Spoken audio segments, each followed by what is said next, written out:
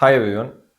இன்னைக்கு நம்ம டாபிக் என்னன்னா, கோட்டை விடுறதும் ஹார்ட் அட்டாக்கும் இது ரெண்டுத்துக்கு ஏதாவது சம்மந்தம் இருக்கா அப்படின்னு பார்த்தீங்கன்னா, கண்டிப்பாக சம்மந்தம் இருக்கு.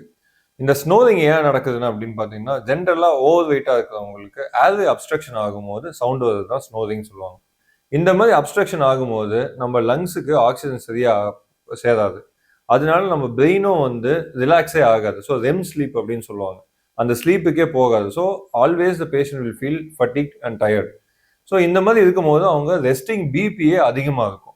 ஸோ ஒரு ஆல்வேஸ் இன்னும் ஒரு ஸ்ட்ரெஸ்ஃபுல் சுச்சுவேஷன் மாதிரி இருக்கும். பிரெயினுக்கு ரெஸ்ட்டே இல்லாததுனால அது ஹார்ட்டில் போய் விழுந்து பிபி அதிகமாகுது, கொலஸ்ட்ரால் அதிகமாகுது, வெயிட் கெயின் ஆகுது. இது எல்லாமே again indirectly related to heart issues and ending up having a heart problem like heart attack. So snoring and overweight எல்லாமே ரிலேட்டட் டு ஹார்ட் அட்டாக்ஸ்.